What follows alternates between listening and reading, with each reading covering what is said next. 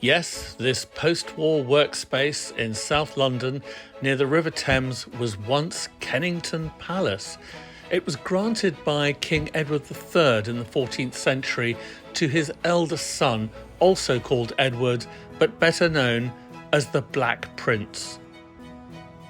You would have been looking onto the stables if you'd been there at that time, and behind that the huge kitchen and great hall, all built over a 10-year period between 1353 and 1363. So where is it now? Well, King Henry VIII demolished it 200 years later for his own palace at Whitehall, which ironically has now also disappeared.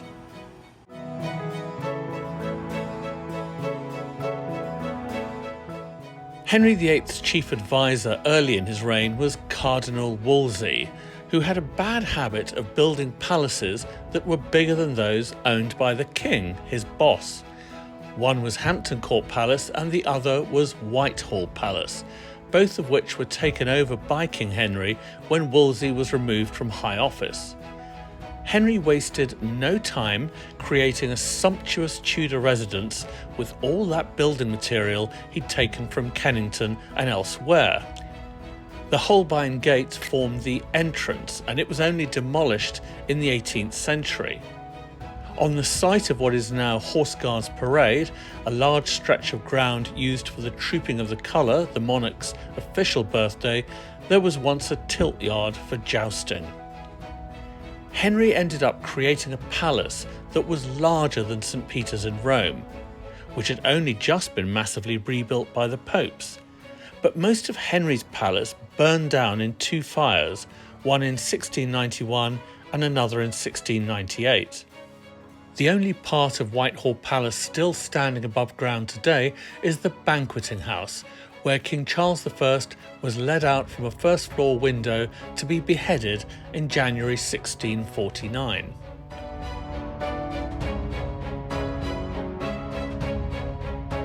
Going back to the Black Prince, one of his brothers was the powerful John of Gaunt, Duke of Lancaster, and he built the Savoy Palace, which was the grandest royal abode in the Middle Ages. That was until the Peasants' Revolt in 1381, when an army of the rural oppressed descended on London and utterly destroyed the Savoy Palace, seeing it as a symbol of their suffering. A century later, King Henry VII rather judiciously turned what remained of the Savoy Palace into a hospital for the poor and needy.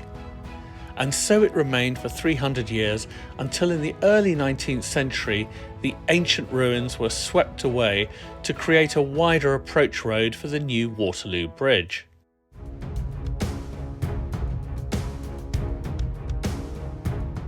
Henry VIII again now, and the portly monster who married 6 wives also built a fantasy palace called Nonsuch, south of London in the county of Surrey. Think of a Renaissance take on Disney World and you'll be close. This was a farewell to good taste and an embrace of outrageous excess. It was called Nonsuch as there was no such palace of such opulence.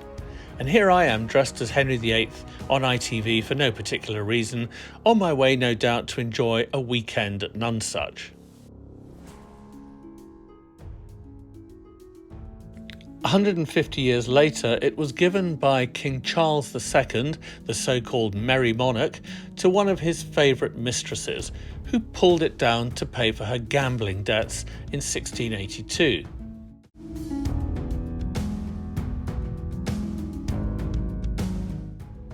Now we come to Baynards Castle, which once dominated the London River skyline. In 1215, its owner was a noble called Robert Fitzwalter, who led the Barons' Revolt against King John, forcing him to sign Magna Carta and relinquish some of his royal powers. Once back in control of the situation, King John wasted no time cheerfully demolishing Baynards Castle as Fitzwalter fled for his life. It was rebuilt by the first Tudor monarch, Henry VII, and used by his dynasty as an overnight stay when they were in the City of London. But then along came the Great Fire of London in 1666, and Baynards Castle, along with the nearby St Paul's Cathedral, was burned to the ground. In the 1970s, this rather brutalist monstrosity was dumped on the site.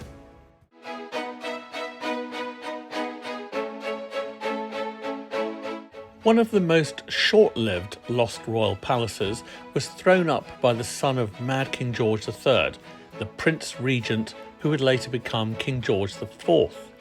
Throughout the 1780s and 1790s, an existing house was extended to become one of the most extravagant palaces in Europe. But on becoming king, George IV decided that Carlton House wasn't quite grand enough and just demolished it. Carlton House Terrace on the Mall now sits on the site of that long-lost palace, while the columns that once adorned it were incorporated into the National Gallery on Trafalgar Square.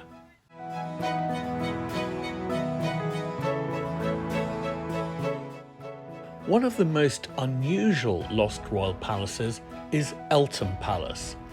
Gifted to King Edward II by the Bishop of Durham in 1305, it was used as a royal residence for 200 years. In 1400, it hosted the only Byzantine emperor ever to visit England, Manuel II. Henry VIII grew up here, though with many palaces to choose from, Eltham got a bit neglected, and over the next 400 years fell into ruin. Until in the 1930s, Stephen Courtauld, a scion of the Courtauld textiles family, bought Eltham and essentially bolted a beautiful Art Deco home onto the medieval Great Hall. As a mixture of two very distinct styles, it really has to be seen to be believed, and it's probably one of the most interesting of the lost royal palaces.